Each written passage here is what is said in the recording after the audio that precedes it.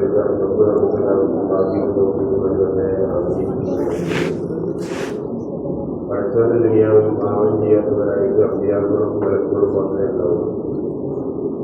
അതുകൊണ്ട് തന്നെ പാപമോചനത്തിനുള്ള പ്രത്യേകമായ ദിവസങ്ങളും അതുപോലെ ഒരുപാട് നിരരാത്രങ്ങളൊക്കെ അള്ളാഹു നീക്കി വെക്കുകയാണ്. രാവും പകലും ഉണ്ടാകുന്ന പാപമോചനത്തിന് വേണ്ടി ചെയ്യാൻ ശുദ്ധ റമദാന്റെ കൂടുതൽ പവിത്രമായ നാളുകളിലേക്ക് നമ്മളെ കൂട്ടിക്കൊണ്ടു പോവുകയാണ്. ആയുസ് തന്നിട്ടും അതുപോലെ ആരോഗ്യം തന്നിട്ടും ഉപയോഗിക്കാനുള്ള ഒരുപാട് തൗഫീഖൊക്കെ നൽകി നമ്മളെ പള്ളിയിലെത്തിച്ച അള്ളാഹുവോട് മനസ്സിരുത്തിയിട്ട് എന്റെ പാവങ്ങളൊക്കെ കൊടുക്കണേ എന്ന് പറയേണ്ട നാളുകളാണ് ഇങ്ങനെയുള്ള 10 നാളുകൾ. റമദാന്റെ 3-ൽ ഒരു ഭാഗം തീർന്നു എന്ന് കേൾക്കുമ്പോൾ വിശ്വാസിയുടെ അവതാരം വല്ലാതെ തയ്യാറാണ്. അതുകൊണ്ട് തന്നെ എപ്പോഴും നമ്മളൊക്കെ ആ വിശ്വാസികളുടെ കൂട്ടത്തിൽ കൂടാൻ നമ്മൾ അതിന് ഭാഗപ്പെട്ടിട്ടുണ്ടോ എന്ന് നമ്മളൊക്കെ ചിന്തിക്കേണ്ട സമയം ഒരുപാട് വൈകിയിട്ടുണ്ട്. റബ്ബ് നമ്മളെയൊക്കെ മുത്തഖീങ്ങൾ ഉൾപ്പെടുത്തി അനുഗ്രഹിക്കണം. അവ്വലുഹു റഹ്മത്തുൻ വഅവ്സതുഹു മഗ്ഫിറത്തുൻ വആഖിറുഹു യദുഖു മിനന്നാർ ശരീഅനാ റസൂലുള്ളാഹി.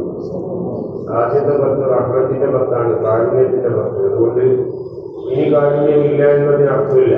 നമ്മൾ നന്നായിട്ട് റബ്ബിനോട് കരുണയെ യാചിക്കേണ്ട സമയങ്ങളാണ് ഓരോ ദിവസവും. രണ്ടാമത്തെ 10 മഗ്ഫിറത്തിൻ്റെതാണ്, പാപമോചനത്തിൻ്റെതാണ്. അതുകൊണ്ട് പാപമോചനം ഇനി കഴിഞ്ഞ നാളുകളിലൊന്നും ഇല്ലെങ്കിൽ ഇപ്പം മാത്രമേ അങ്ങനെ ചിന്തിക്കരുത്. നമ്മൾ ഓരോന്നിനും ഓരോ സമയം നിശ്ചയിച്ച് നമ്മൾ അതിനുവേണ്ടി ചെയ്യാൻ ചെയ്യുമ്പോൾ കൂടുതൽ നമ്മുടെ മനസ്സാന്നിധ്യം അതിന് വരുമെന്നുള്ളതാണ് പ്രാധാന്യം. മനസ്സിരുത്തിയിട്ടൊരു കാര്യം പറയുമ്പോൾ അല്ലാഹു സുബ്ഹാനഹു വ തആലയെ മാത്രം മനസ്സിൽ ധ്യാനിച്ചിട്ടിങ്ങനെ പഠിച്ചവനെ ചെയ്തു പോയതൊക്കെ മോശമായി പോയി എന്ന് റബ്ബിനോട് പറയുമ്പോൾ അല്ലാഹു സുബ്ഹാനഹു വ തആലക്ക് തന്റെ അടിമ ഖേദിച്ച് മടങ്ങുന്നത് ഏറ്റവും ഇഷ്ടമാണ്. തൗബക്ക് 4 നിബന്ധനയുണ്ട് എന്നാണ്. 4-ൽ 3 അള്ളാഹുവായിട്ട് ബന്ധപ്പെട്ടതാണ്. ഒന്ന്, പാപത്തിൽ നിന്ന് പൂർണ്ണമായിട്ട് ഒഴിഞ്ഞു നിൽക്കുക. നമ്മൾ എന്തെങ്കിലും തെറ്റ് ചെയ്തുകൊണ്ടിരിക്കുകയാണ്, ആ തെറ്റ് അള്ളാഹിനോട് പൊറുക്കലും തേടുകയാണെങ്കിൽ അതിൽ നിന്ന് നമ്മൾ പൂർണ്ണമായിട്ട് മാറി നിൽക്കുക എന്നതാണ് ഒന്നാമത്തത്. രണ്ടാമത്തത്, ചെയ്തു പോയ തെറ്റിന്റെ പേരിൽ വല്ലാണ്ട് മനസ്സിന് ഖേദമുണ്ടാകുക. പക്ഷേ സാഹചര്യത്തിന്റെ സമ്മർദ്ദം കൊണ്ട് അങ്ങനെയൊക്കെ വന്നുപോയി, മോശമായി പോയി അള്ളാഹ് എന്ന് പറയാനുള്ള കരുത്ത് മനസ്സിനുണ്ടാകുക. മൂന്നാമത്തേത്, ഇനി ഒരിക്കലും ആ തെറ്റിലേക്ക് മടങ്ങില്ല എന്ന് മനസ്സുകൊണ്ട് പ്രതിജ്ഞ ചെയ്യുക. അതിങ്ങനെ 3 നമ്മൾ അള്ളാഹുവായിട്ട് ബന്ധപ്പെട്ടതാണ്. എപ്പോഴും ശ്രദ്ധിക്കേണ്ടത് പഠിച്ചവനോട് പാപത്തിനെ പറ്റി പൊറുക്കലിനെ തരേണ്ടതാണ്.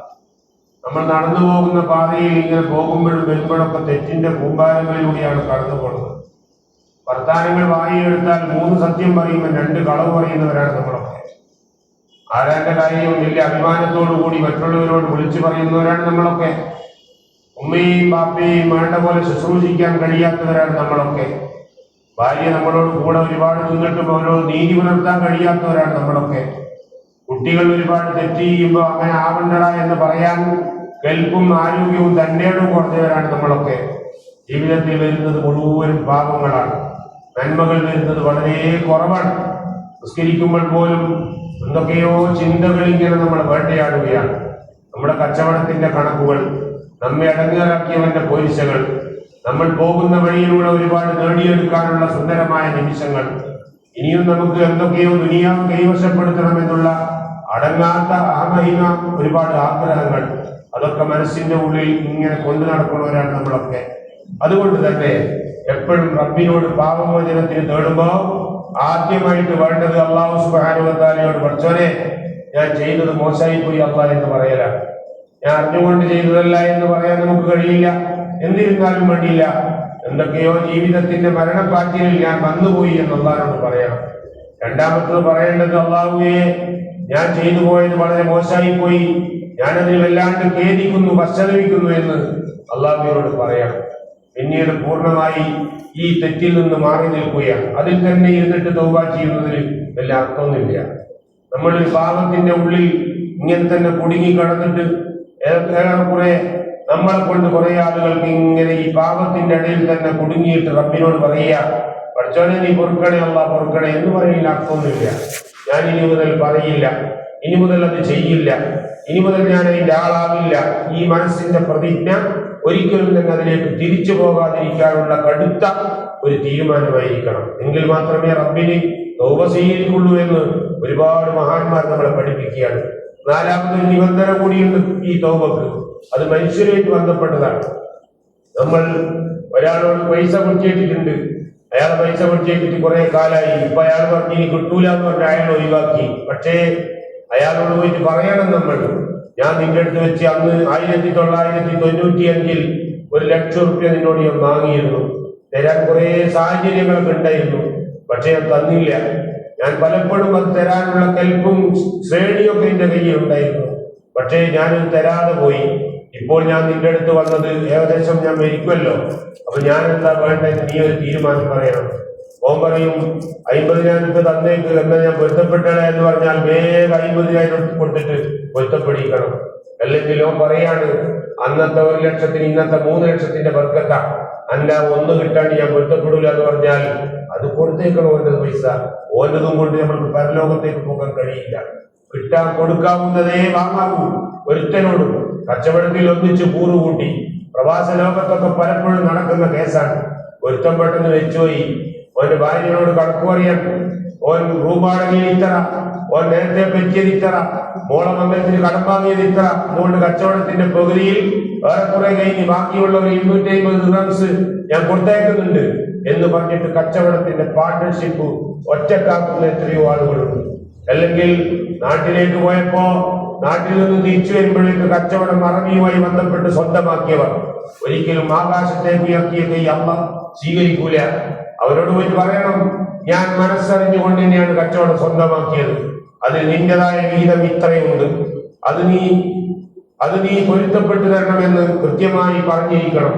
നമ്മൾ അവരോട് പറയാതെ, നമ്മൾ അവരോട് പൊരുത്തപ്പെടിക്കാതെ അള്ളാഹുവിന്റെ തൗബയുടെ കവാടം തുറക്കില്ല. പലരും കാണാം, എന്തെങ്കിലുമൊക്കെ പറഞ്ഞിട്ട് കണക്കിൽ തെറ്റിപ്പോയാൽ 50,000 അധികം തന്നാൽ അപ്പൊ ഒറ്റ സ്പീഡിൽ പോക്കാൻ പോയിട്ട് ആ പാവം സാധു എത്ര കണക്കൂട്ടിയിട്ട് മോന്റെ മാനസികമായ കണക്ക് തെറ്റിയതല്ലാതെ ശരിയാവണില്ല. ഓരോടെയോ എന്തോ ആരോ എണ്ണി തന്നതിൽ തെറ്റിപ്പറ്റിപ്പോയോ എന്നവരിങ്ങനെ ചിന്തിക്കുകയാണ്.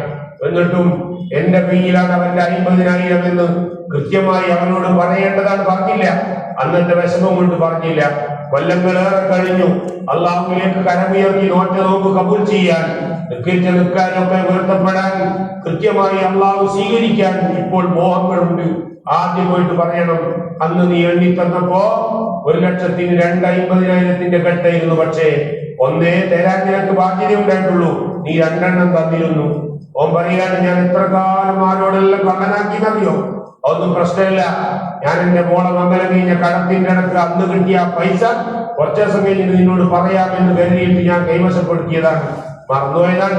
നീ പൊരുത്തപ്പെടണം, ഇതാ നിന്റെ 50 എന്ന് പറഞ്ഞിട്ട് കൊടുത്തിട്ട് പൊരുത്തപ്പെടിക്കാതെ ആകാശത്തേക്കുള്ള കരം ഉയർത്തിയാൽ അത് അള്ളാഹു കബൂൽ ചെയ്യില്ലെന്ന് മുഹമ്മദ് റസൂലുള്ളാഹി. ഒരുത്തനെ എപ്പോഴും ഓരോ ദേഷ്യത്തിന് ഒത്തിക്കൊന്നൊന്ന് കൊടുത്ത് ആളെ കൂട്ടത്തിന് ഒരിക്കൽ വല്ലാണ്ട് വേദനിച്ചു. വേദനയേക്കാൾ കൂടുതൽ അവർക്ക് മാനഹാനി ഉണ്ടായി. ആളെ കൂട്ടത്തിൽ കുറവാക്കിയല്ലോ എന്നുള്ള ബോധമുണ്ടായി. അങ്ങനെ പോയി മിണ്ടാണ്ടും പറയാണ്ടും അങ്ങനെ കാലം കഴിഞ്ഞുകൂടി. കുറെ കാലം കഴിയുമ്പോ മരിക്കൾക്ക് കൂടി വന്നപ്പോ ഓന്റെ അടുത്ത് പോകാനൊന്നും യാതൊരു താല്പര്യമില്ല. പഠിച്ചവരെ പൊറുക്കണേ എന്ന് പറഞ്ഞാൽ ഈ പഠിച്ചോ പൊറുക്കൂലാന്ന് ഓനോട് പോയിട്ട് പറയണം, അന്ന് നിന്നെ അടിച്ചു പോയത് എന്റെ കൈക്കരുത്തും മെയ്ക്കരുത്തും ആരോഗ്യമുള്ള സമയത്ത് നീ പറയുമ്പോ നീ എന്നോട് ആരാ ഇത്ര വലിയ, എന്നോട് ഇത്ര പോലത്തെ നീ പറയാൻ നീ ആരാണെന്ന് ചിന്തിച്ചു പോയി, അതുകൊണ്ട് അടിച്ചു പോയതാണ്. I am sorry, very sorry, നീ എന്നോട് മാപ്പാക്കണം എന്ന് ഓനോട് പോയിട്ട് പറയണം. ഓന്റെ കാല് പിടിക്കേണ്ടി വന്നാൽ പിടിക്കണം. കാരണം മരണത്തിന്റെ മാലാക തിരിച്ചു വിളിക്കുമ്പോ പാപത്തിന്റെ ഭാണ്ഡവുമായി പോകേണ്ടി വരും. അള്ളാഹു സ്വീകരിച്ചില്ലെങ്കിൽ റബ്ബ് നമ്മളെയൊക്കെ പാപം എല്ലാം പുറത്തു തന്ന് റബ്ബിന്റെ വഴിയായി ജീവിച്ചു മരിക്കാൻ ഭാഗ്യവും തൗഫീഖും നൽകി അനുഗ്രഹിക്കട്ടെ. ഓരോ ദിവസവും വിലപ്പെട്ടതാണ്. അല്ലാഹുമ്മ ഗ്ഫിർലി യാ റബ്ബൽ ആലമീൻ എന്നിങ്ങനെ നടത്തത്തിലും ഇരുത്തത്തിലും കിടത്തത്തിലും പോകുമ്പോഴും വരുമ്പോഴും വെറുതെ ഇരിക്കുമ്പോഴും വാഹനത്തിലോടുമ്പോഴൊക്കെ ഇങ്ങനെ പറഞ്ഞുകൊണ്ടിരിക്കണം. അതിന്റെ ദിവസങ്ങളാണ് ഇനി. നമ്മൾ മറന്നുപോകരുത്, വെറുതെ ഇരിക്കരുത്, നന്നായി ദുആ ചെയ്യണം. പഠിച്ചവരെ നീ നമ്മളെ പാവങ്ങളൊക്കെ പുറത്തു തരണേ റഹ്മാനെ. ആമീൻ ബിറഹ്മതിക യാ അർഹമർ റഹീമീൻ. അസ്സലാമു അലൈക്കും വറഹ്മത്തുള്ളാഹി.